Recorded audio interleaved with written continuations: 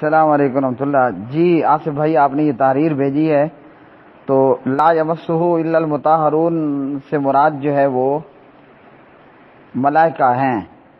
اس سے مراد کون ہے؟ اس سے مراد ملائکہ ہیں، فرشتے ہیں۔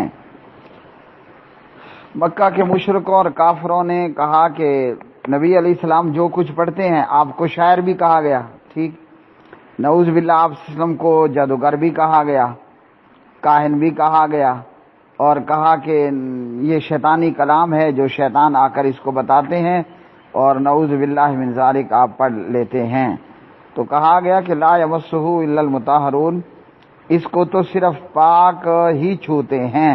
تو یہاں مطہرون سے مراد ہم نہیں ہیں، یہاں جو ہے کدھر آیت المطہرون سے مراد ملائکہ ہیں کہ اس کو پاک ملائکہ ہی چھوتے ہیں۔ تو یہ اللہ وحدہ لا شریک کا کلام ہے۔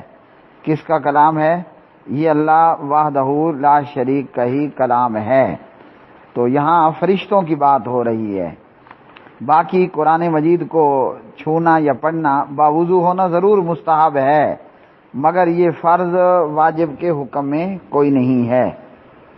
یہ فرض یا واجب کے حکم میں کوئی نہیں ہے، یہ فقط مستحب ہے کہ قرآن مجید کو پاک فرشتے ہی ہاتھ لگاتے ہیں، چھوتے ہیں۔ تو مسلمان تو ویسے بھی پاک ہوتا ہے، جیسا کہ صحیح بخاری میں نبی علیہ الصلاۃ والسلام نے فرمایا کہ مسلمان مومن جو ہے وہ پاک ہے۔ تو یہاں پاک لوگوں سے المطہرون میں مراد پاک لوگوں سے مراد فرشتے ہیں، ملائکہ ہیں، یعنی آسمانوں پر فرشتوں کے علاوہ کسی کی بھی رسائی اس قرآن مجید تک نہیں۔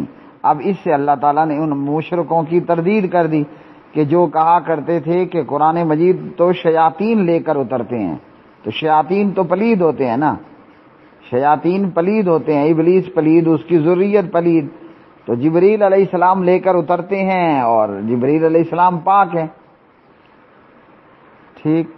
اب یہ کہنا کہ بے وضو نہیں چھونا چاہیے، ضرور یہ مستحب ہے، لیکن یہ کوئی فرض واجب نہیں ہے۔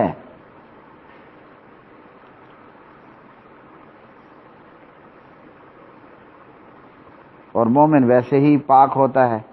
صحیح بخاری میں حدیث نمبر ہے 283، مومن پاک ہے، اور مسلم کے اندر حدیث نمبر ہے 37، جامع ترمذی کے اندر ہے حدیث نمبر 121، سنن نسائی کے اندر ہے حدیث نمبر 270، ابو داود کے اندر ہے حدیث نمبر 230، ابن ماجہ کے اندر ہے حدیث نمبر 535۔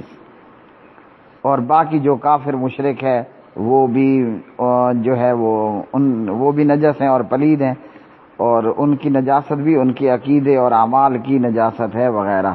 تو مومن تو ویسے ہی پاک ہے، مومن ویسے ہی پاک ہے۔ اور اسی طرح ائمہ اربعہ اور بہت سے فقہاء محدثین بے وضو شخص کے لیے قرآن مجید کو چھونا جو ہے وہ کچھ ناجائز بھی کہتے ہیں، اور حائض اور نفاس والی کا قرآن پڑھنا درست ہے وغیرہ وغیرہ۔